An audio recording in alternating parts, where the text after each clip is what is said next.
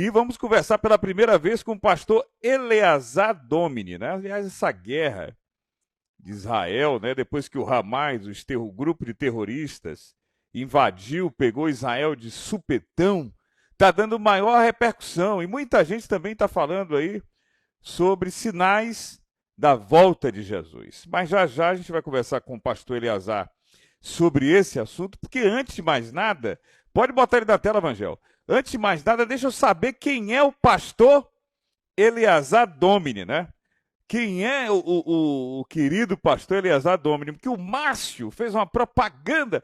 Marcos, você vai entrevistar um jovem pastor, entusiasta, conhecedor da história, conhecedor também profundo sobre esse problema, esse dilema, principalmente em Israel, que a palavra de Deus traz, sinais da Bíblia e tal. Mas a gente vai falar já já sobre isso. Mas quem é o pastor Eleazar? Antes de mais nada, seu nome, pela primeira vez eu ouvi alguma pessoa conhecida como Eleazar. Eu não me recordo ter ouvido esse nome em algum lugar. Pastor, boa tarde. Boa tarde, excelência. Tudo bem com você? Me chamou de excelência, eu não vou mais dormir hoje. Boa tarde, meu querido irmão. Agora, pastor, me diz aí, o senhor, antes de mais nada, está nos Estados Unidos, né? Então, eu sou um baiano arretado, baiano, nascido ali na região de Guanambi, próximo a Amados, Vitória da Conquista, indo para aquela região oeste ali, de Bom Jesus da Lapa, enfim. Nasci na região de Guanambi, mas morei em Nazaré das Farinhas, terra boa. Minha esposa é de Nazaré das Farinhas, minha mãe é nazarena. Morei aí de 89 até 93. Mas casei em Nazaré das Farinhas. Mas casei com a nazarena, então sempre eu estava aí na região, sempre estava na região de Nazaré, até me mudar para cá. Hoje eu moro no estado de Connecticut, nos Estados Unidos, na cidade de Bethel. É uma cidadezinha bem pequenininha, fica perto de uma cidadezinha maior, chamada Danbury. Mas essas cidades não são conhecidas aí, para efeitos assim de conhecimento, eu moro a 1h30 da cidade de Nova York. Eu moro a 1h30 de lá e estamos aqui há um ano, vai fazer 2 anos agora, em dezembro, faz 2 anos que a gente está aqui. Que bom, pastor Eleazar. Esse nome é de quê, pastor? É bíblico, é filho de Arão, irmão de Moisés, tem na genealogia de Jesus também, era um sacerdote aí da Bíblia. Mas vamos lá, vamos falar agora de um assunto que é importante, que traz. Mandar mais uma vez um abraço a Márcio, né? Porque ele já me ligou umas 10 vezes. Ele disse: Marcos, meu pastor vai aí? Eu falei: vai. Ele é jovem, viu? Você vai ver. Eu falei: é mesmo, rapaz? Tem certeza? E ele fala muito bem, mas ele fez uma propaganda sua muito grande, né? Agora, o que a Bíblia fala sobre a guerra em Israel?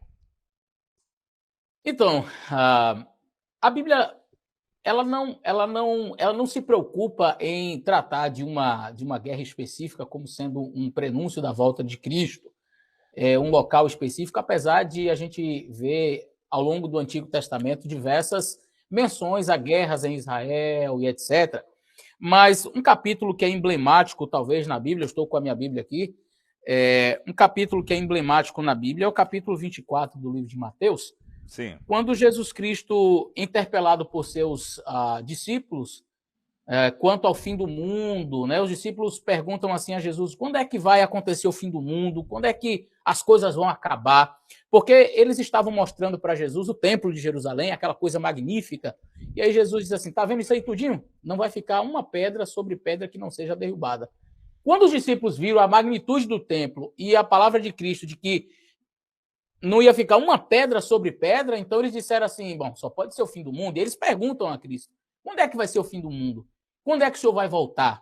E aí Cristo ele diz: olha, o dia e a hora ninguém sabe. Agora eu vou dar umas pistas para vocês, né? Eu vou dar uns sinais para vocês de quando estas coisas estiverem para acontecer. E aí ele diz assim: olha, ouvireis, no capítulo 24 de Mateus, o verso 6, ele diz assim: olha, ouvireis falar de guerras, rumores de guerras. Olhai e não vos assusteis, porque é necessário que tudo isso aconteça. Aí ele diz assim: mas ainda não é o fim. Se levantará nação contra nação, reino contra reino, haverá fomes, pestes e terremotos em vários lugares. mas essas coisas são o princípio das dores. E aí, então, a gente tem uma descrição de outros eventos que Jesus coloca como sendo prenúncios de sua vinda. Olhando para esse texto e olhando para o cenário atual, desde as duas grandes guerras, né, a Primeira Guerra Mundial, a Segunda terminando em 39, sim, nós temos, depois da Segunda Guerra Mundial, uma série de outros conflitos se desenrolando ao redor do mundo, né? Países da África, países no Oriente Médio em constantes guerras, a Guerra do Vietnã, guerras ali envolvendo árabes e judeus que se desenrolam há muito tempo. E agora, mais recentemente, nós temos aí a guerra da Ucrânia. Enfim, nós nunca tivemos um período de tantas guerras como nós temos visto nos últimos dias. Ao mesmo tempo, terremotos, como foi dito aqui, fomes, pestes. De fato, olhando para esse cenário, nós percebemos que, profeticamente, pela palavra de Deus, nós estamos muito próximos da volta do Senhor Jesus Cristo, né? A promessa dele de que iria voltar, ela se cumpre diante desses eventos que a gente está vendo aí. Alguém poderia dizer assim, mas guerra sempre existiu, né? Guerra sempre existiu. Desde sempre a gente ouve falar de guerra. Mas não na intensidade e na quantidade que a gente vê atualmente. A gente já ouviu falar de guerras, mas parece que a distância entre uma guerra e outra é menor, tem sido menor cada vez mais, e a quantidade também tem sido maior, né? Você nem terminou a guerra da Rússia com a Ucrânia, já tem Israel e Palestina e outros conflitos se desenrolando e outros rumores, né, de guerras aí, como foi dito aqui no texto, né? A gente fica olhando para a China, Taiwan, Estados Unidos aqui, quer dizer, a gente ouve falar desses rumores, a gente percebe, de fato, profecias estão se cumprindo. Muito bom. Nosso querido Márcio José está assistindo a gente, entrevista top, amigo. Marcos e Eliazar, abraços. Minha querida também, Angelita Rezende, né? Aí também botou aqui, boa tarde, povo lindo do Voz da Bahia. Beijo para a senhora, dona Zelinha, também acompanhando a gente. Agora, pastor Eliazar, que é aqui, né, da região do Recôncavo Baiano, nazareno, de Nazaré das Farinhas, que está morando aí nos Estados Unidos, né, Evangel? O Evangel está dizendo, rapaz, está com um estúdio aí bem atrás aí dele, bonito, bem aquinhorado. Agora, é importante ressaltar também como é que começou esse conflito entre Israel e Palestina. O que o senhor pode falar a respeito desse conflito e por que essa reação, principalmente do Hamas, dos países árabes, na maioria como um todo, querendo invadir e destruir a nação israelita? Muito bem. Nós temos, quando nós olhamos para o passado, nós temos, se a gente for olhar para a questão do território palestino, não é, como assim é conhecido, algumas pessoas, de forma ignorante, pensam que havia um Estado, um país chamado Palestina, e que aí Israel, um invasor de terras, chegou lá naquela região e resolveu tomar conta da região e disse, agora, a partir de hoje, isso aqui é meu. E saiu expulsando todo mundo de lá, e aqui agora, então você tem uma luta de classes ali, opressor e oprimido, um país sendo invadido por outro. Na realidade, não foi assim que as coisas aconteceram, não é? Quando nós ouvimos falar sobre Israel e Palestina, nós temos que entender que, quer queira, quer não, Israel existe há milênios. Isso aqui não se discute. Por quê? Porque nós temos um livro que você pode considerar sagrado ou não, mas ele é um livro, no mínimo, histórico. Esse livro aqui ele é histórico. Sim. Você pode dizer assim, não considero a Bíblia como um livro sagrado. Eu não considero a Bíblia como um item de fé para mim. Tudo bem. Mas você não pode invalidar que ela tem um contexto histórico gigantesco. Um plano de fundo histórico é estabelecido a partir das palavras escritas nesse livro, que é incontestável, inclusive sendo confirmado diariamente por achados arqueológicos. Então, quando é biblicamente olhando para... e aqui eu falo da Bíblia como um livro histórico, tá? Olhando para a Bíblia como esse livro histórico, nós temos Deus fazendo uma promessa para um filho seu chamado Abraão, de que ele daria aquela região para a sua descendência. Aí você tem Jacó indo para a terra do Egito com seus filhos e depois regressando para a terra de Canaã após 400 anos de escravidão que eles tiveram ali no Egito, sendo Moisés o libertador e etc. Eles voltam, então, para a região de Canaã e se estabelecem ali no reinado de Canaã, de 12 tribos são divididas, e Josué é o líder que sucede Moisés, então estabelecendo a paz naquela região e tendo o povo de Israel habitando naquela região, expulsando povos que ali moravam de fato, que não são os povos que nós temos hoje, diga-se de passagem, eram amorreus, jebuseus, os heveus, enfim, tribos que habitavam aquela região que não mais existem. O povo de Israel, ao longo da história, sofreu diversas perseguições. Sempre foi um povo perseguido, sempre. Isso aí é incontestável. Você teve perseguições com o Império Babilônico, onde o povo de Israel foi levado cativo para a Babilônia. Esse cativeiro durou cerca de 70 anos. E aí, Neemias e Esdras, dois personagens principais nessa história, trouxeram o povo de volta para Jerusalém, reconstruíram os muros, reconstruíram o templo de Jerusalém, que havia sido destruído por Babilônia. Depois você tem uma perseguição feita por Antíoco, quarto Antíoco Epifânio, onde você tem ali os gregos, né, a representação da Grécia, perseguindo também ali o povo judeu. Inclusive, quando o povo judeu se revoltou contra Antíoco, na revolta chamada Revolta dos Macabeus, eles restabelecem o culto, reinauguram o templo, estabelecem uma festa que é conhecida como Hanukkah, festa das luzes, não é? E aí, então, o povo de Israel permanece na sua região, que é essa região que a gente olha hoje, Jerusalém e os arredores. Aí, mais tarde, você tem novamente o povo de Israel caindo sob domínio de uma outra nação chamada romanos, né? Os romanos, eles então dominaram a região, e no ano 70, numa batalha, a última fortaleza, que é a fortaleza de Massada, em Jerusalém, caiu. Os judeus, então, foram expulsos da região, os romanos destruíram a região. No lugar do templo de Jerusalém, eles colocaram um templo dedicado a Júpiter, né, o templo de Júpiter Capitolino, e então expulsaram os judeus dessa região. E para zombar dos judeus, eles colocaram o nome em latim daquela região que eles dominaram, expulsando os judeus, de Filisteia, ou Filístia, que em português nós traduzimos como Palestina. Na verdade, o termo Palestina é o termo filisteu. Lembra da história de Davi e Golias, que Davi lutou contra Golias e derrubou Golias? Golias era o grande filisteu, era o gigante filisteu, que foi um inimigo, né? Os filisteus foi um povo inimigo de Israel ao longo de muitos anos. Sim. Então, para zombar do povo de Israel, Roma, então, coloca o nome da região de Filístia, ou Palestina, que é exatamente essa zombaria. Então, veja, eu vou pular na história aí, eu não sei quanto tempo temos, mas pulando na história, avançando já, quem sabe aí para a Idade Média, nós tivemos ali as cruzadas. O povo de Israel, ele volta, sempre judeus moraram naquela região, eles voltam, mas aí entra em guerra contra impérios que se estabeleceram ali. O cristianismo também tenta tomar conta daquela região. Você vai perceber que Jerusalém, inclusive, ela é uma cidade das três maiores religiões do mundo, né? Você tem ali, não maiores, mas as três, talvez, principais religiões monoteístas do mundo.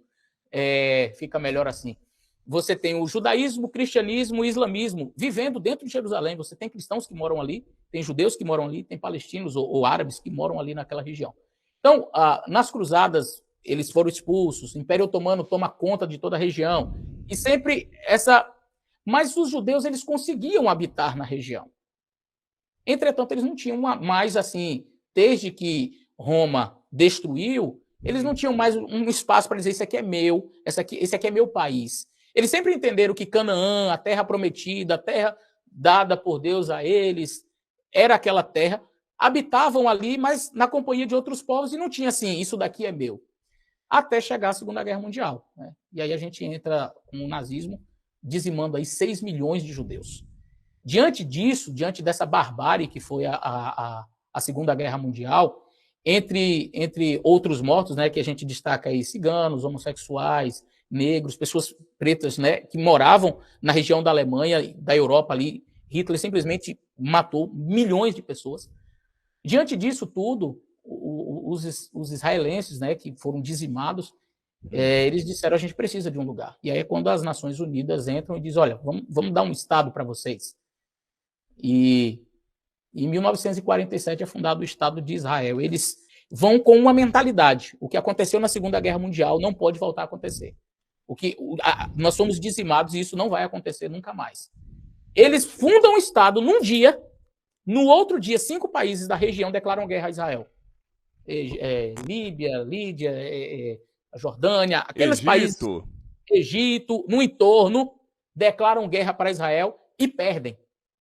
E, claro, na perda de uma guerra, sempre há perda de territórios. Israel, então, se estabelece e começam diálogos que vêm até hoje entre países como a da ONU, Estados Unidos, tentando mediar a situação do Oriente Médio ali. Aí você tem figuras como Yasser Arafat, Bill Clinton, que chega lá propondo, olha, vamos ter um Estado para vocês, palestinos. A propósito, deixa eu só explicar uma coisinha rápida aqui. Pois não. Quando nós falamos de palestinos, nós não estamos falando de um povo.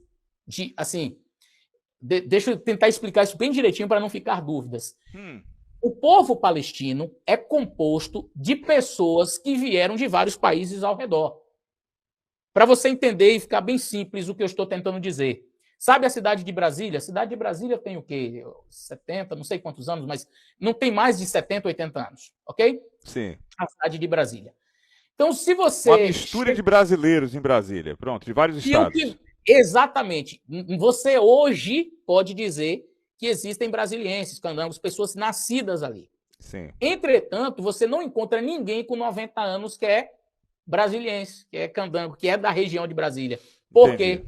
Porque simplesmente Brasília não existia. Mas o território existia. Sim, o território existia, mas não era assim chamado. Então você tem ali na região da Palestina povos turcos, árabes, povos que vieram de várias regiões para habitar ali. E, desculpe interrompendo o pastor, e que eram dominados pelos ingleses na época também, há um tempo atrás. Exatamente. Após a Segunda Guerra Mundial, a Inglaterra domina aquela região. E ela dominou pensando que era uma região próspera em petróleo. Quando viu que não tinha, então largou de mão, vamos dizer assim. Sim. Quando Israel é estabelecido naquele lugar, então estes povos de várias nacionalidades que moravam na região, ali você tinha descendentes de sírios, de turcos, de árabes, enfim, morando naquela região. Hoje eu posso dizer que existem palestinos? Sim, existem palestinos, pessoas nascidas ali. Só que quando você compara, por exemplo, a população de Gaza, em específico, a população de Gaza, com a quantidade de pessoas que nascem por ano e o período que Gaza existe, a faixa de Gaza existe, você diz é incompatível. Só se essas pessoas tivessem 20, 30 filhos, por dia, por ano, sei lá. É uma quantidade muito grande de pessoas, milhões de pessoas vivendo num lugar só. E aí você diz, não, isso aqui não é compatível com uma taxa de natalidade comum. Aí você vai perceber que, de fato, aquela faixa de Gaza ali, aquele pedacinho de terra, tem povos de diversas nações que vieram para lá. E aí agora a gente entra num assunto que é bem interessante, porque dentro desse conflito, algumas pessoas querem colocar dentro da mesma proporcionalidade ou dizer que nós temos ali uma espécie de equivalência entre os povos. Ora, você tem o Egito, que tradicionalmente é um país islâmico, sim, certo? Entretanto, os civis da faixa de Gaza, que faz fronteira na parte sul do Egito, não são permitidos passarem para o lado do Egito. O Egito fechou a região e disse, não passa ninguém de lá para cá. Sim. Agora, veja, se não passa ninguém daquela região, da faixa de Gaza, para o Egito, a gente já se pergunta por quê. O Egito já disse, nós não queremos terrorista do lado de cá. E eu não estou dizendo com isso que todo mundo que mora na faixa de Gaza é terrorista. Mas o que eu estou querendo dizer é que existe, sim, uma grande quantidade de terroristas ali, que a gente não pode negar o Hamas como terrorismo. A gente não pode dizer que são combatentes, como algumas pessoas tentam emplacar essa narrativa. Não são combatentes.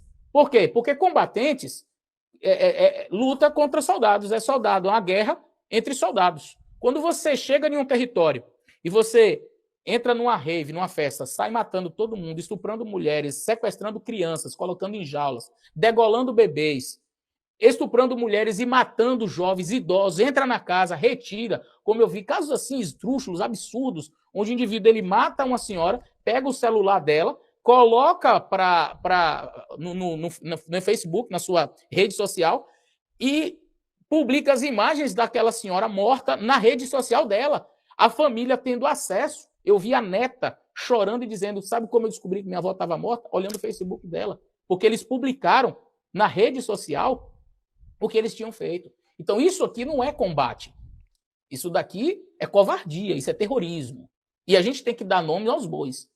Aí você tem, hoje, uma militância de fora, defendendo o terrorismo e dizendo Palestina livre, como se defender o Hamas e defender a Palestina fossem a mesma coisa. Não, não, não é a mesma coisa.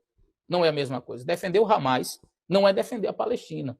Existem civis ali? Existem. Existem danos colaterais, infelizmente, em toda a guerra existe. Existem inocentes que são mortos, isso é um fato. E eu não quero minimizar aqui a dor e o sofrimento das pessoas, sejam de Israel, sejam do lado palestino. Entretanto, nós temos um único país no mundo que vai atacar e diz onde vai atacar e manda o povo sair. Israel chega e diz assim, olha, nós vamos atacar o norte da faixa de Gaza, que é a parte que faz fronteira com Israel, e é de onde eles estão lançando os mísseis para Israel. Nós vamos atacar essa região.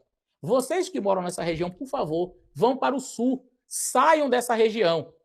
O que os bonzinhos do Hamas fazem? Ninguém sai daqui.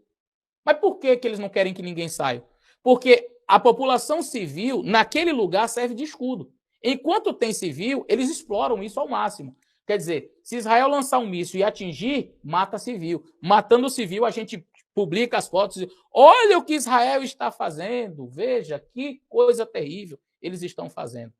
Então você tem, de um lado, soldados tentando combater o terrorismo.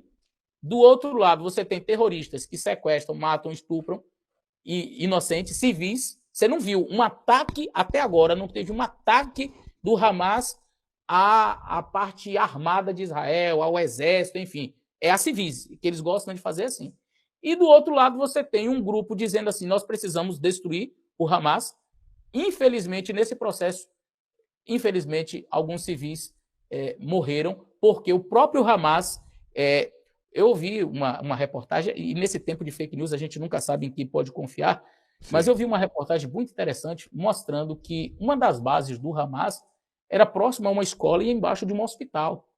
Quer dizer, eles colocam a base deles, de onde eles atacam, de onde eles lançam os mísseis, exatamente de uma região onde seria praticamente impossível Israel atacar, sem ter baixas, sem ter civis sendo mortos. E aí agora eles vão lançar, então, essa ofensiva terrestre, né, por terra, para ver se vai de maneira assim, mais precisa nos próprios terroristas. Agora, precisamos entender, guerra é guerra, e é terrível, para ambos os lados. Não é?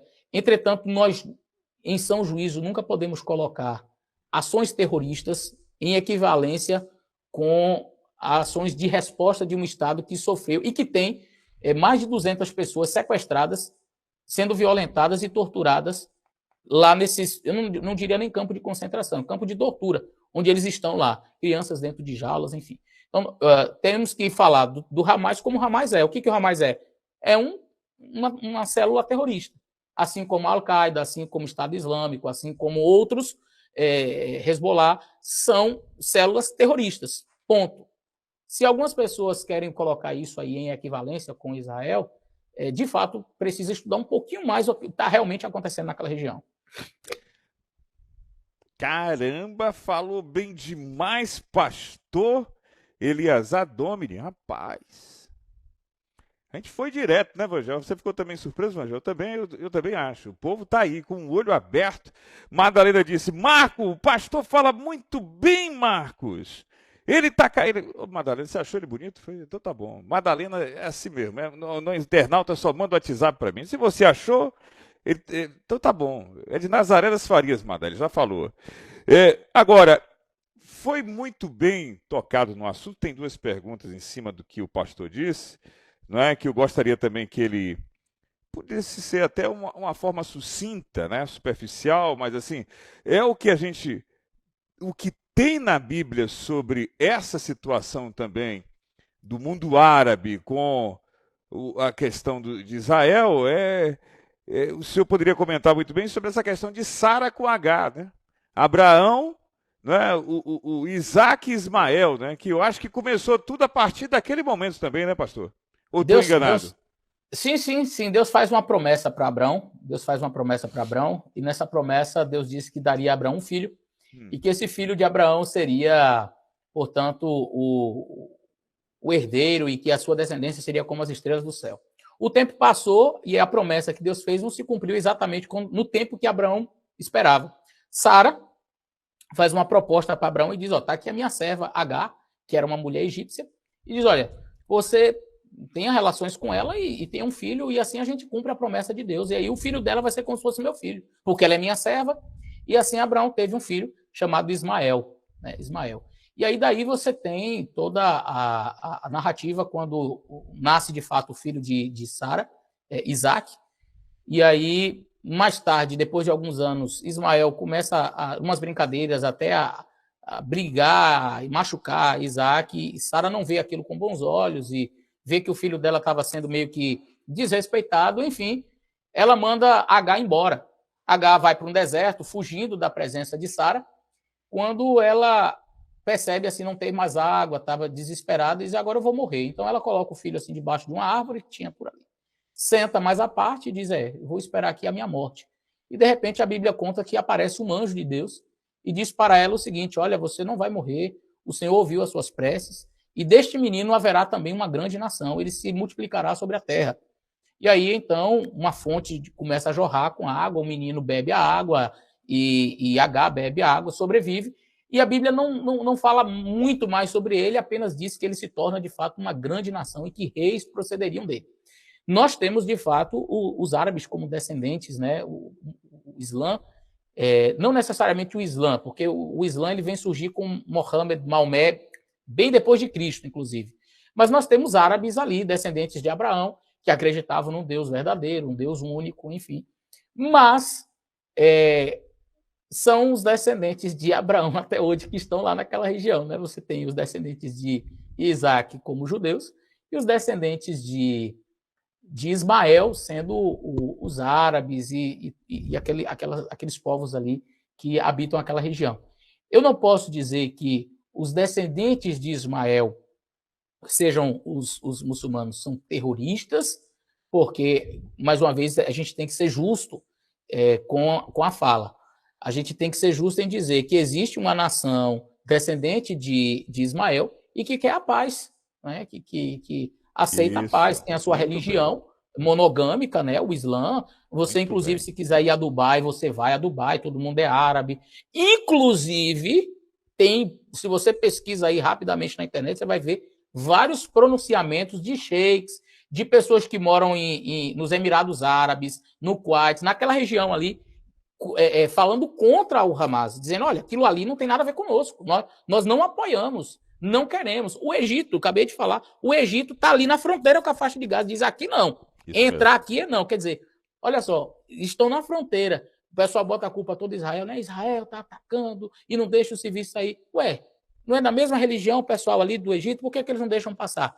Porque, infelizmente, passando, vai passar terrorista junto também. E eles não querem o terrorismo do lado de lá. Então, a gente tem que fazer essa distinção entre povo palestino, povo árabe, que mora em países daquela região ali, Cisjordânia, você tem o Líbano, você tem o próprio Iraque. São pessoas que têm a sua religião, diferente da nossa, é uma religião muito mais conservadora e rígida em seus princípios. Eu estive na Turquia em 2018 e existem leis muito severas ali. Se você roubar, por exemplo, arranca a mão. Não tem possibilidade de você roubar e se você foi pego em um furto que seja algo grande, mas não é assim, você pegou uma galinha. Não, você roubou algo, assim, fez um grande furto, a sua mão é cortada. Né? Já imaginou essa moda pega no Brasil? Vamos lá. Você tem uma religião que é bem tradicional, bem conservadora, mas não é necessariamente composta de terroristas. Sim. Você tem terroristas que pertencem a essa religião, que são um grupo pequeno. Agora, Excelência, eu preciso dizer a você que esse grupo pequeno não é tão pequeno assim. Porque em torno de 80% a 90% do mundo muçulmano é paz e amor, é gente tranquilo. E em torno de 15%, 20% é de terroristas. Aí você diz, 15% a 20% é uma quantidade muito pequena. Observe, nós temos 1 bilhão e poucos milhões de muçulmanos no mundo. Se você pega 15% a 20% disso, dá 300 e poucos milhões. É a população daqui dos Estados Unidos, só de terroristas. Então, quando você olha para esses dados, aí você diz assim, opa. Então, de radicais que defendem o terrorismo e a jihad, essa guerra, e defendem matar e etc., então nós temos uma quantidade gigantesca, uma população, imagine, dos Estados Unidos, composta de radicais ao redor do mundo. Você tem, agora vinculou na mídia aí recentemente, acho que ontem ou anteontem, um avião que parou, vindo de Tel Aviv, Israel, ele pousou no Daguestão, que é um país que pertence à Rússia, entretanto é um país islâmico, e as pessoas, os homens invadiram o aeroporto para matar judeus que provavelmente estivessem no avião. Foi dito que não tinha nenhum judeu no avião, que eles foram embora. Mas eles invadiram o aeroporto para matar judeus que estavam ali. Então a gente vê realmente um ódio contra o povo em si. Não é apenas uma guerra por território, enfim, é a vontade de que Israel não exista. Olha, excelente entrevista, obrigado, dona Zélia. Também aqui o Samuel Fernandes Caldas, conversa esclarecedora. Marcos, tem mais também aqui. Marcos, será que não pode ser uma armadilha, não é?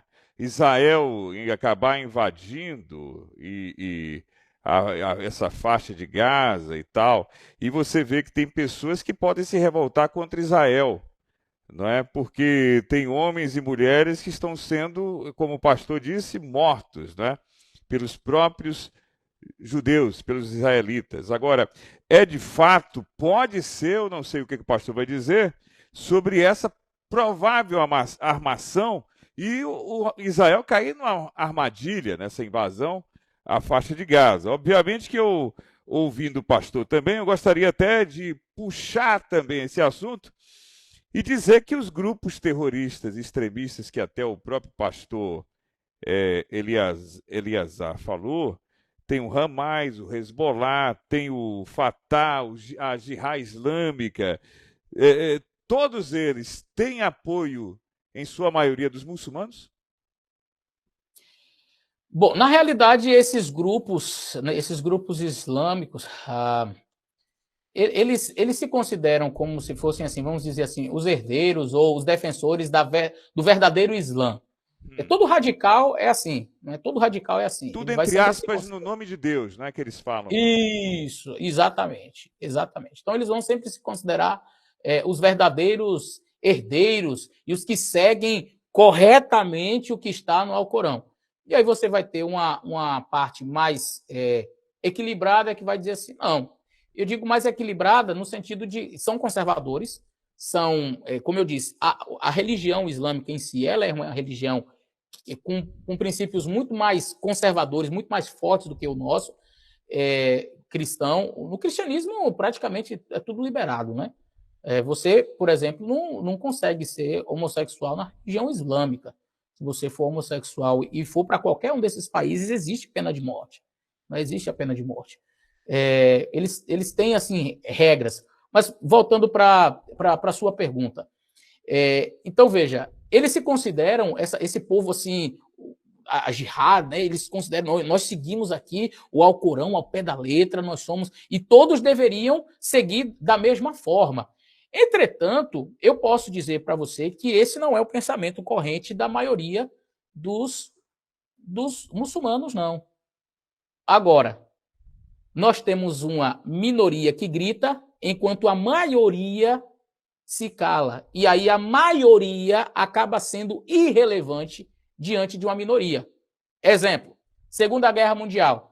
Você acha que todos os alemães eram a favor de matar judeus, de colocar judeus nas câmaras de gás, de fazer experimentos com judeus? Uma limpa, entre aspas, né? Uma limpa, né? Uma limpa? Não. A lista de Schindler está aí, que é um filme maravilhoso, indico para quem puder assistir. Existem alemães que ajudaram muitos judeus. Muitos alemães ajudaram judeus. A maioria dos alemães não tinham ciência do que acontecia em campos de concentração. Se tivessem, não aprovariam aquilo ali. Eu fui recentemente em Washington, aqui nos Estados Unidos, no Museu do Holocausto. Você entra no museu e já começa a chorar. Excelência, é uma coisa assim. O que foi feito na Segunda Guerra Mundial com os judeus é algo que você treme, você se angustia. As cenas, eu vi fotos e vídeos que você fica assim, meu Deus, como um ser humano teve capacidade de fazer uma coisa dessa? Os experimentos que os soldados de Hitler faziam com os judeus era coisa que você dizia assim, isso não é humano.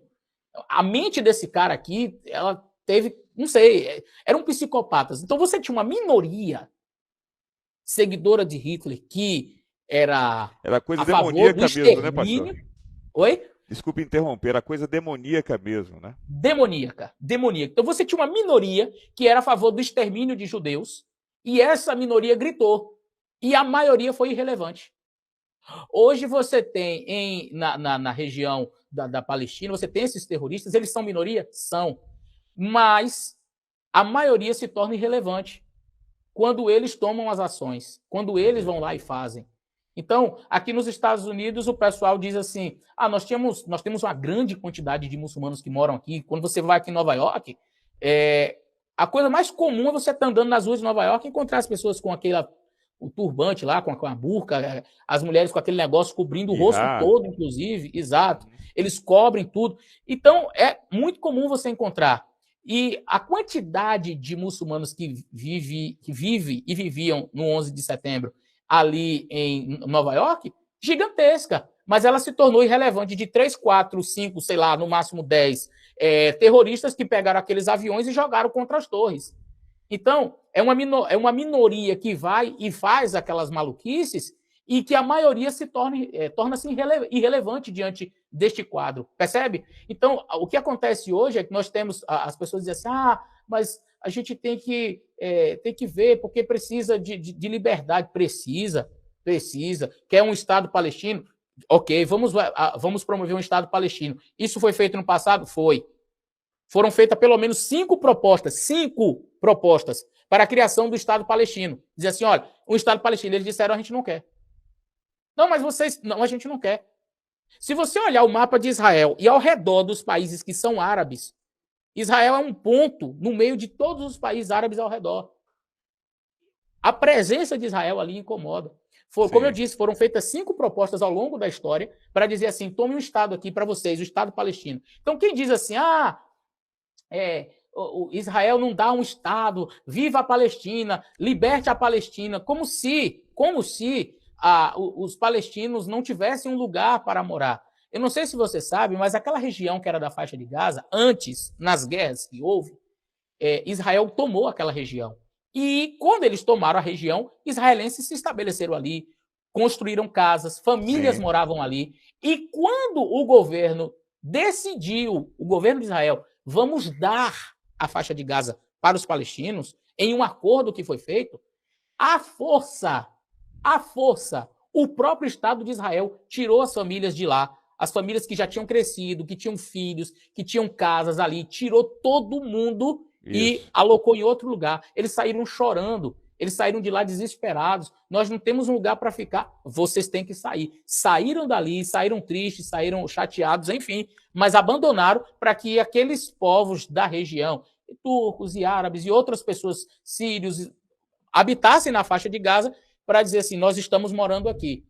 Então, assim, nós temos, de um lado, um país que diz assim, olha, queremos dar um espaço para que vocês vivam em paz. Só que a gente não quer terrorismo. Aí o povo vem morar na região e junto vem quem? Os radicais. E a maioria de inocentes que moram ali se torna irrelevante no sentido de contrafazer o que os radicais, né, as propostas que eles têm de ir lá e atacar Israel. Então, os palestinos nada podem fazer, porque eles também são reféns. Os próprios inocentes que moram na faixa de Gaza são reféns daquele grupo que está ali. O pessoal diz assim, mas eles foram eleitos democraticamente. Mentira, deslavada. Eles tomaram o poder daquela região. Eles tomaram a força aquilo ali. Entende? Entendi. Eles foram até eleitos para poderem participar do parlamento ali da região da faixa de Gaza. Mas eles não foram eleitos como o presidente daquela região. Eles tomaram a força.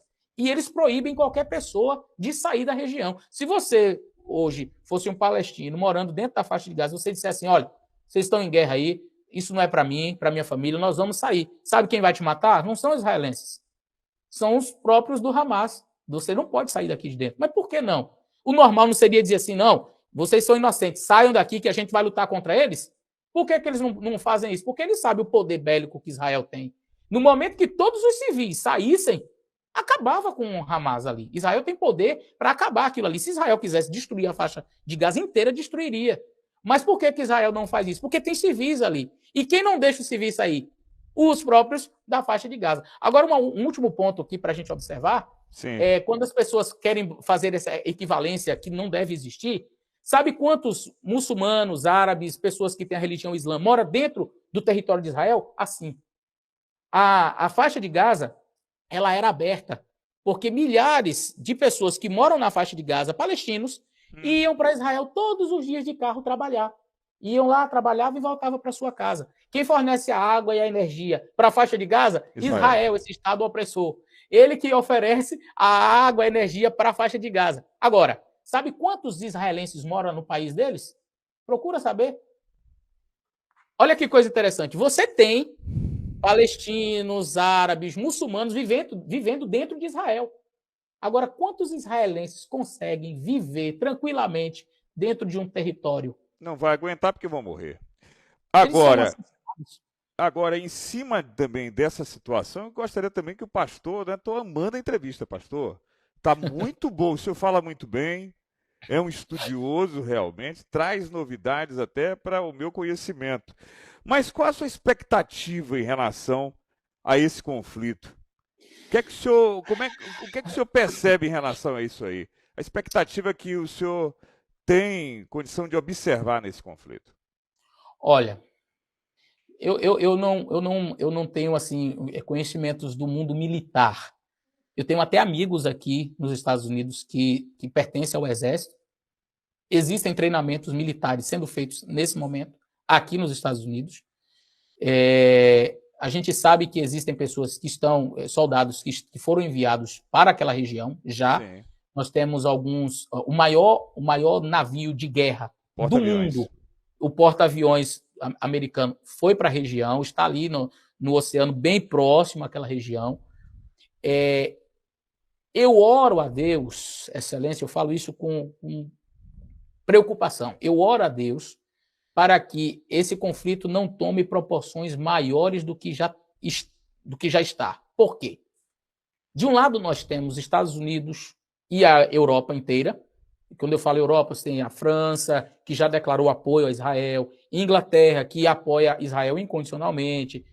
Apesar de nós termos muçulmanos e pessoas de esquerda, no viés político, apoiando a Palestina, você vai ter um grupo, o país dando apoio a Israel, né? O parlamento inglês dando apoio a Israel e outros países da região da Europa que dão apoio a Israel. Você tem, entretanto, do lado de lá, você tem o Irã, que é uma potência, não vou colocar em equivalência com os Estados Unidos, mas é uma potência, é um país forte militarmente falando. Você tem aí agora, entram dois que para mim são preocupação, Rússia e China. Sim. A Rússia, você vai perceber que ela ainda não atacou de forma nuclear a Ucrânia, porque se ela tivesse feito, outros países entrariam em guerra imediatamente. Então, você vai ver que nesse conflito entre Rússia e Ucrânia, países da Europa têm fornecido armamento, né, fornecido armas e munição para os ucranianos se defenderem, mas a guerra está nesse espectro de tanques de guerra, de aviões e bombas sendo lançadas e tudo mais. E a guerra, o corpo a corpo ali, os soldados. Mas você não tem uma guerra atômica em andamento. E graças a Deus não, né? Porque, graças a Deus não. Vai ser pior do que aquela bomba que atiraram jogaram em Hiroshima e Nagasaki, né? Que foi... Sim. Foi terrível. Mas, de fato, a gente... Porque, assim, a Rússia sabe que no momento em que ela fizer uso disso daí, outros países têm que responder. E existem alguns países na Europa, como França, e realmente a Inglaterra e Estados Unidos, que têm ogivas nucleares. Nós temos hoje, só nos Estados Unidos, se não me falha a memória, eu posso estar enganado, cerca de 12 mil ogivas nucleares. 12 mil. ogivas nucleares. Algumas delas com capacidade de destruição muitíssimo maior do que o que aconteceu na Segunda Guerra Mundial, Hiroshima e Nagasaki. Sim. Então, se China e Rússia, que já tem uma predileção para o lado do Irã, e o Irã apoiando a Palestina, nós teríamos realmente um conflito tomando proporções mundiais. Esperamos que isso não venha a acontecer. Se esses países não entrarem, os Estados Unidos já colocou, né, ali os seus navios, os seus porta-aviões. A Rússia fez um teste balístico de um míssil aí recentemente. A China está de olho ali em Taiwan. Entretanto, se a guerra ela toma essas proporções de países maiores, você não vai ter uma guerra em um ponto específico. Assim, a guerra não vai ser entre Israel e Palestina mais. Por quê? Porque China tem interesse, mas a China não tem interesse necessariamente na faixa de Gaza. A China tem interesse em Taiwan. É como a Segunda Guerra Mundial. Você tinha aqui na Europa, lá na Europa, você tinha a Alemanha contra a Inglaterra, né, o eixo e os aliados lutando ali, mas ao mesmo tempo se desdobrava uma outra guerra, porque não era, apesar de fazer parte da Segunda Guerra Mundial, o que estava acontecendo era uma luta entre Japão Estados Unidos, e países dali, do Tigre Asiático, e China e etc. Então, eles estavam, sabe, uma distância de quilômetros assim gigantesca, um do outro, bem distantes. Eram aliados, mas era uma, vamos dizer assim, uma outra guerra se desenvolvendo lá na Ásia. Então você teria, novamente, se a coisa crescesse, você teria guerra em várias frentes. Você teria uma guerra da Europa praticamente lutando contra a China, Rússia e o Irã e os países do Oriente Médio que provavelmente dariam suporte ao mundo muçulmano, e você teria a China declarando guerra àquela região ali de Taiwan. Estados Unidos teria que ter, vamos dizer assim, ele entraria em guerra em várias frentes diferentes, uma na Europa, outra na Ásia. É algo inimaginável. E a gente espera que realmente isso não aconteça. E fora que ainda tem a Coreia do Norte jogando por, né?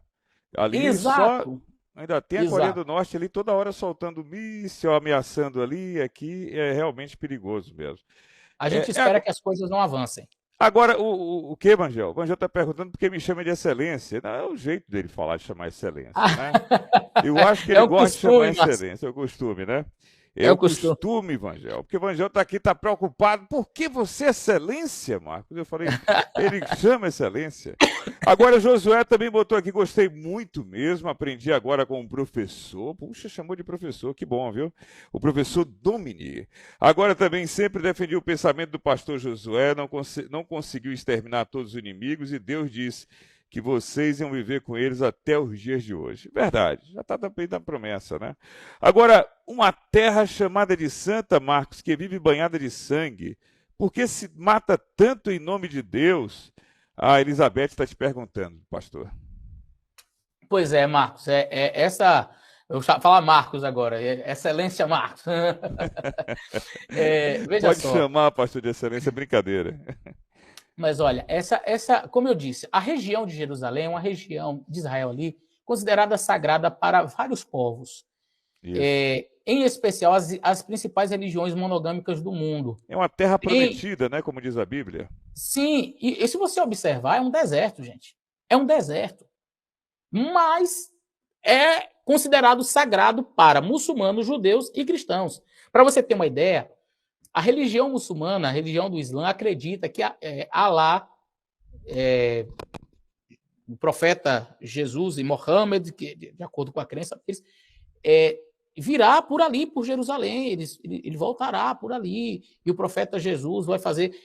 um ramo do Islã tem essa crença de que eles fariam um acordo de paz e etc., naquela região dali. Tanto que, se você vai ali onde tem a Porta Dourada em Jerusalém, que é na muralha de Jerusalém, existe um cemitério muçulmano ali. Se você for mais para o lado, tem um cemitério judeu, e mais para o outro lado tem um cemitério cristão, ao longo da muralha ali. Porque eles acreditavam que a pessoa que morria ali receberia o galardão, vamos dizer assim, mais rápido, sendo enterrado naquele lugar que é um lugar sagrado. Então, é uma terra realmente sagrada para eles, para esses povos, né, os cristãos, muçulmanos e judeus.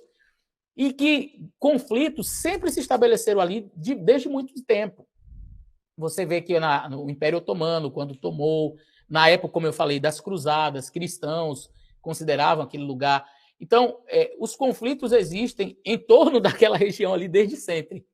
Desde sempre. Desde que Davi um dia chegou lá, na região de Jerusalém, expulsou os jebuseus que moravam ali e tornou a cidade de Jerusalém como a capital do seu reino, desde lá que existem conflitos para tomar aquela região. Quando você pega uma foto de Jerusalém, se você disser assim, eu quero ver uma foto de Jerusalém, uma imagem se destaca na foto de Jerusalém, como se fosse uma igreja, que tem uma cúpula dourada, assim, o teto dela, uma abóbada dourada, assim, redonda, sim, bem bonita. Não é um templo judaico e nem cristão. Agora, pasme, aquela mesquita está construída exatamente em cima do local onde foi o templo de Salomão. E os judeus, eles acreditam que o Messias virá, eles não creem como nós, que o Messias já veio, o Senhor Jesus Cristo, eles acreditam que o Messias virá e construirá o templo de Jerusalém ali no lugar onde é aquela mesquita. Então, veja, aquele ponto ali, eu vi uma analista dizendo que é um dos pontos mais sensíveis do planeta Terra. Aquela cúpula ali, aquela mesquita, é considerado um dos lugares mais sensíveis da Terra. Está dentro de Jerusalém, dentro da cidade onde tem milhares de judeus. Os judeus não poderiam dar um míssil ali, destruir aquilo tudo e construir o templo? Sim. Faz isso e você teria a Terceira Guerra Mundial instalada no mesmo dia. Então, assim, por quê? Porque Jerusalém também é considerada, se não me falha a memória, a terceira cidade sagrada para os muçulmanos.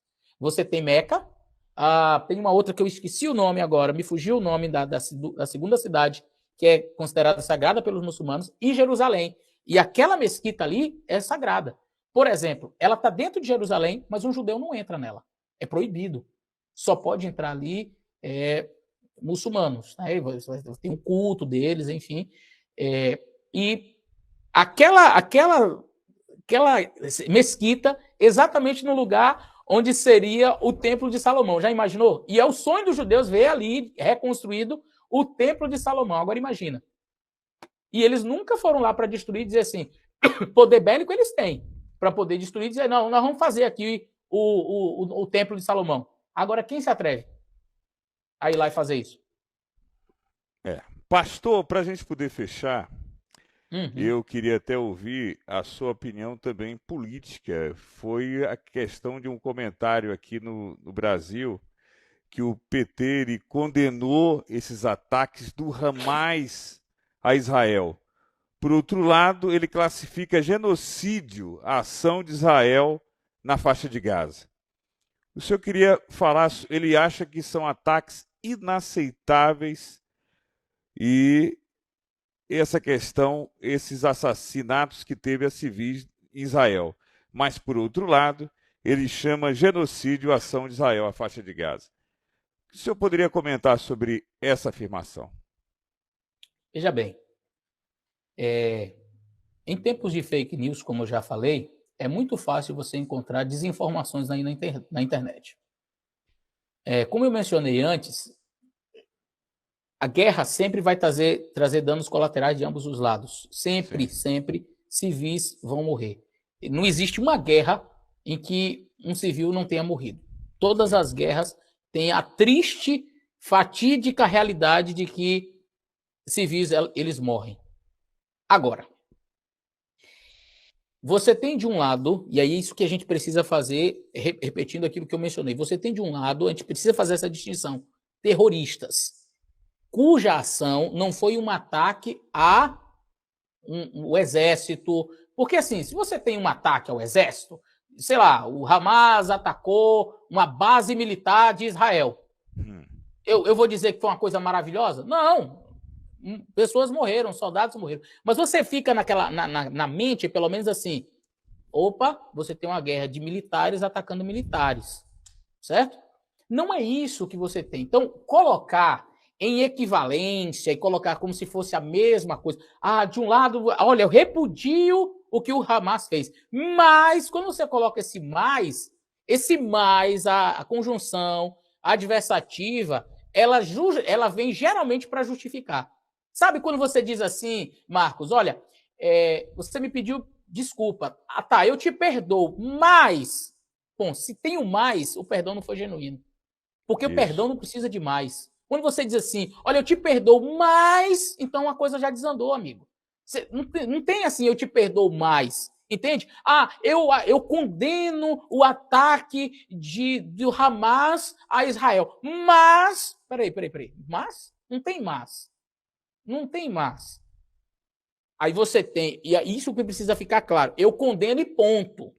Ponto. Agora vamos falar do outro lado. Ok. Então, de um lado, nós temos um grupo que entrou numa rave, matou 300 jovens, desarmados, estuprou mulheres, matou crianças, pegou bebês, degolou bebês, pegou senhoras, entrou na casa de senhoras de 80... Olha, isso aqui, Marcos, que eu vou te falar, é uma coisa triste. Pessoas que tinham sobrevivido ao holocausto nazista foram mortas agora pelo Hamas. Idosos que eram sobreviventes do holocausto foram agora assassinados pelo Hamas. Então, você tem, de um lado, um grupo que atacou precisa e unicamente civis, inocentes, desarmados, crianças, mulheres. E não foi assim, atacou matando, torturando, estuprando, degolando, matando mulheres grávidas, retirando bebês e matando o bebê. Eu estou falando aqui de cenas absurdas que aconteceu pelo Hamas. Do outro lado, nós vamos ter agora uma resposta. E a resposta de Israel não é assim, ele matou os nossos civis? Então vamos matar todos os civis que a gente pode. Vamos então lá entrar e aí nós vamos matar crianças, estuprar mulheres, vamos também sequestrar. Não. De um lado, nós temos presos, porque Israel capturou vários dos terroristas e levou preso. Agora, sabe como é que é o preso de Israel? O preso de Israel é um camarada que vai ficar na cela, ele recebe comida, ele recebe... Ele não é torturado diariamente, arrancando unhas, sendo estuprado e etc, etc. Do lado de cá, você tem os presos sequestrados, crianças, mulheres, etc. Agora, qual o tratamento? Eu entendo a forma como as coisas acontecem quando eu vi aquele pai israelense, que a filhinha dele, de 12 anos de idade, se não me falha a memória, quando ele viu entre o noticiário que ela estava morta, e ele agradeceu e disse, louvado seja Deus, que bom que a minha filha está morta. Aí o repórter pergunta para ele disse, eu senti alívio, eu senti alegria quando eu soube que minha filha estava morta. E o repórter disse, mas que absurdo, por quê? Ele disse, porque eu sei que é preferível 1000 vezes a morte a estar viva nas mãos deles. Então, de um lado, você tem esse grupo. Do outro lado, você tem Israel que vai atacar e vai responder. Isso é um fato. Não tem como você ter 200 pessoas sequestradas, sendo torturadas, mulheres sendo estupradas, e você simplesmente dizer, bom, gente, como é que nós podemos fazer? Vamos mandar um helicóptero jogar flores sobre eles? Não. Israel vai responder. E na resposta de Israel, ele vai atacar os pontos, as bases militares do Hamas. Só que antes de atacar, ninguém me contou, você pode entrar na internet, você vai ver, eu vi, ninguém me falou, o discurso do Benjamin Netanyahu dizendo, olha, nós vamos atacar, pedimos aos civis que saiam dessa região. Ele falou isso em TV aberta. E ele disse, saiam e vão para o sul. Vão para lá perto do Egito, saiam da região, porque nós vamos atacar. Existem vídeos que você pode assistir de palestinos tentando sair sendo alvejados, sendo mortos pelo próprio Hamas, que não deixa eles saírem de lá. Repito, por que eles não deixam? O poderio bélico de Israel é absurdo. Se Israel quisesse destruir a faixa de Gaza inteira, ele destruiria. Israel tem um dos maiores quantidades de mísseis e de armamentos do mundo. E ainda recebendo o apoio dos Estados Unidos. Ou seja, se Israel dissesse assim, nós vamos dar um fim na faixa de Gaza, eles teriam dado um fim na faixa de Gaza. Só que eles avisam e dizem assim, olha, saiam da região e vão para o sul. Aí o Hamas diz, ninguém sai daqui. Por quê? Porque se os civis todos saem, Israel ataca com força total e elimina o Hamas. Claro. Se não E tem civil, são Israel vai escudos humanos eliminar. para eles, né, pastor? Os Escudos civis humanos. são escudos para o Hamas, Sim. infelizmente. Infelizmente. Graça e salvação, boa tarde, amigos. Grande professor e teólogo Eleazar Domini, também aqui. Josué de Moraes, sou aqui do estado do Pará. Marcos, uma perguntinha rapidinha, por favor. Vou fazer isso por você, hein? Jerusalém é capital política de Israel ou só religiosa? Ele está lhe perguntando. Tem como responder rapidamente, professor? Tem, ela é capital apenas religiosa. A capital política de Israel é Tel Aviv. Muito bom, falou e disse. Excelente entrevista. E para agora concluir essa entrevista que foi didática, uma entrevista de um professor, né, ao mesmo tempo pastor, teólogo, estudioso dessa questão da guerra, e que eu gostei muito. Né? Essa entrevista vai ficar nos anais aqui do Voz da Bahia, diga-se de passagem, mas, pastor, dentro dos muçulmanos, eu digo principalmente dos entre aspas, pseudo-terroristas, ou aqueles que dão a própria vida por um Deus que eles creem, a gente percebe que eu vou polemizar agora. Isso é uma polêmica que eu vou trazer para a gente poder fechar então e concluir essa entrevista. A polêmica maior é que eles colocam que os cristãos, em sua maioria, são hipócritas. Como assim, Marcos? Cristãos que falam uma coisa, pregam uma coisa e fazem outra completamente diferente. E aí eles citam também, se em uma guerra determinado irmão cristão está precisando de alguém para dar sua própria vida, os cristãos ele é capaz de correr e deixar o amigo morrer na guerra. Enquanto isso, eles lutam e defendem o próprio irmão. Eles têm o costume de dar 30% do dízimo, enquanto os cristãos 10%. Nós aqui sabemos que todos nós somos pecadores. Quero colocar isso bem claro aqui. Todos, sejam cristãos, ateus, muçulmanos ou não, todos são pecadores. Isso a Bíblia diz. Agora, de fato, quando tem essa comparação e que eles veem e que eles assistem tipo uma falácia, né? Uma palavra seja de hipocrisia que o cristão fala, mas não faz. Como é que o senhor percebe também, às vezes, alguns muçulmanos, ou até mesmo quem não é muçulmano, apontando essa ideia para os cristãos, e por isso eu digo que, mesmo aqueles que são judeus, que ainda acreditam na vida de Jesus Cristo, que ainda não têm Jesus Cristo como base, porque eles não, o que a vinda de Jesus Cristo para eles não existiu. Como é que o senhor percebe toda essa dicotomia dentro do povo de Israel, que não vê a vinda de Cristo, os muçulmanos que vê uma hipocrisia naquilo que a gente tem na Bíblia e naquilo que a gente faz, e por último, esse conflito geral, né? Que acaba a gente também entre nós mesmos, cristãos e israelitas. Vamos falar de hipocrisia, né? Eu não posso negar a hipocrisia que existe dentro do cristianismo. Mas hipocrisia é algo inerente ao ser humano. E não é uma coisa exclusiva do cristianismo. Querem ver uma coisa? A Turquia é considerada um estado laico. Eu estive lá e estive em Istambul. Existe uma igreja a qual eu pertenço que está lá na cidade de Istambul. O que é um estado laico? Teoricamente, o estado laico é um estado onde você pode professar a sua religião, você pode ser cristão, por exemplo, na Turquia, sem ser perseguido e sem ser morto por isso. Você pode construir a sua igreja. Agora, você não pode fazer proselitismo lá em Istambul. Então, você é um cristão, tem lá a sua igreja. Se você entra na sua igreja, você começa a pregar para as pessoas e estudar a Bíblia com pessoas e falar do cristianismo para algumas pessoas, fora da igreja, fora das paredes da igreja, você é preso. Quando um pastor que estava lá começou a... Porque eles dizem o seguinte, você não pode pregar. Agora, se a pessoa por livre e espontânea vontade, entrou na sua igreja, bom, aí agora você é livre para falar dentro o que você quiser.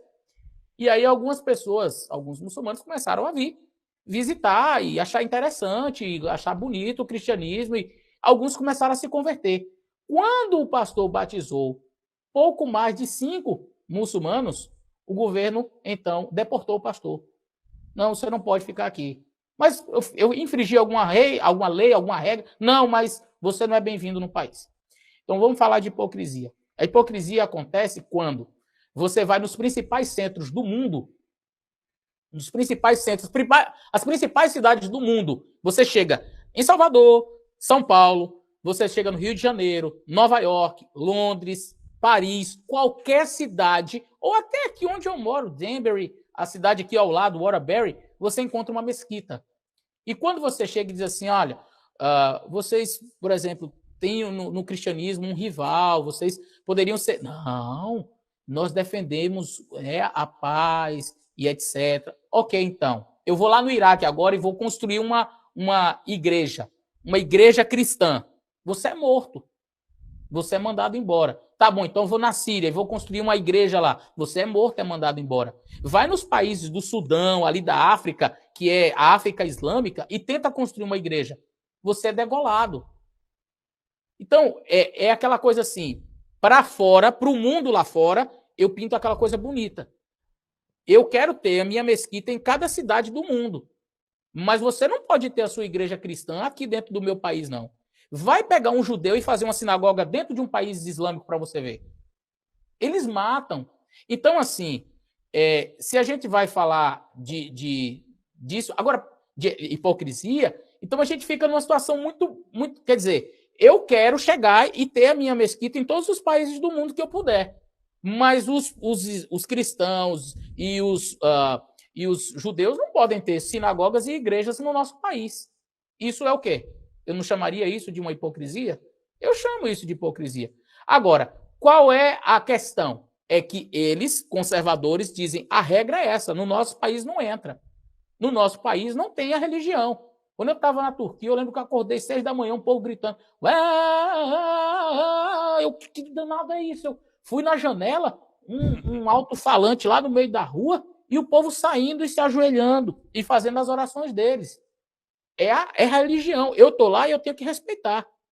Agora, você vai aqui num parque aquático, eu fui num parque aquático, tem as moças vestidas com os trajes, e elas estão naquele traje com até cobrindo aqui o olho, quase só deixa a redinha assim com o olho de fora.